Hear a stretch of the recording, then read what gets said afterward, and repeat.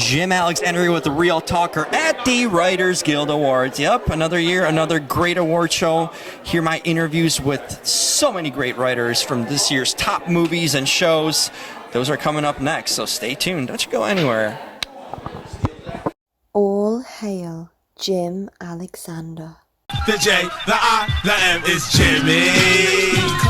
It's Jimmy. Jim Alexander here. I'm speaking with John Herrera. And Nina Fiore.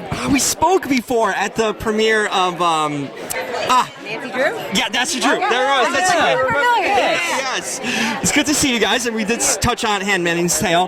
Tell me about it. I mean, this show is just the longevity of being on a show that has longevity, because in this industry, 1 season, 2 seasons, that's already success, but being on a show that has an extended run and creating new stories, how do you guys creatively approach every kind of story arc and season and episode even? Well, I mean, the first thing we do for when we start every season is that Bruce, our showrunner, really tries to find out what the simplest thing is this season. Like June simplest is doing, thing. Well, yeah. That's a very hard thing to do because June does a lot of things, as you know. Sure. And in this season, you know, she's going to do X, and we have to find that and then try to figure out a way to tie in every individual episode, not in an episodic way, but like thematically and emotionally mostly to get us there. We start really with the 350 35,000. The 30,000 foot view.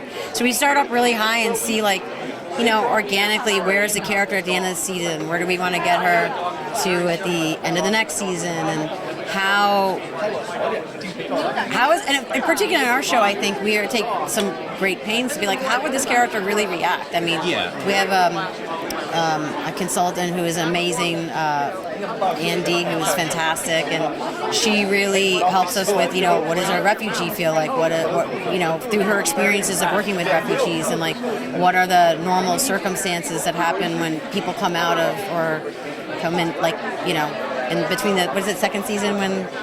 Yeah. I'm trying not to give anything away. It's hard to like. Oops. You know, no, this is talking about the past season. So if you didn't watch it, but you know, just the idea that like, how do these characters really feel? Like when it comes to trauma, like how does trauma really express itself when you've been through X, Y, and Z?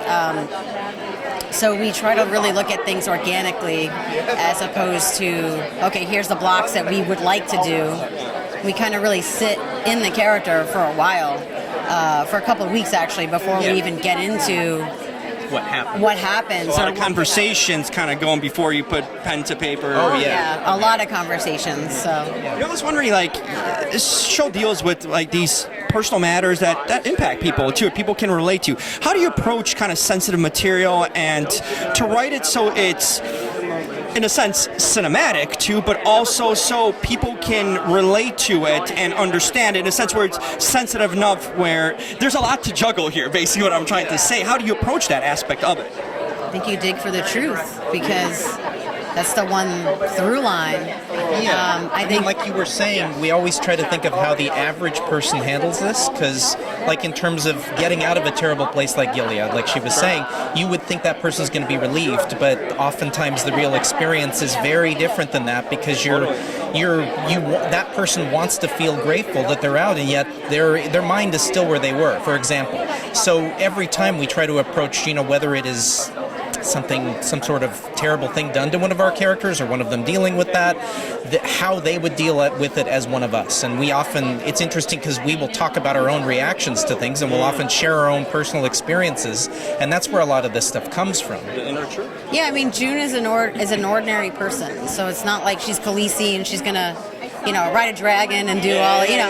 And so I think in the beginning when we first were working on the show, I think I had a really hard, I'm like, why doesn't she just do X, Y, and Z? And then it's like, oh wait, I don't even know if I would do X, Y, and Z if I was in that situation. I had to approach it from, what did an ordinary person do? I mean, yes, she is also extraordinary and she's a wonderful and incredible character, but you're watching a hero be built very slowly, you know. It's not black and white. There's layers of complexity. I think you guys have done a great job kind of navigating that and presenting something authentic. So congratulations. Thank you. Good chatting with you guys. Thank you so much. Absolutely.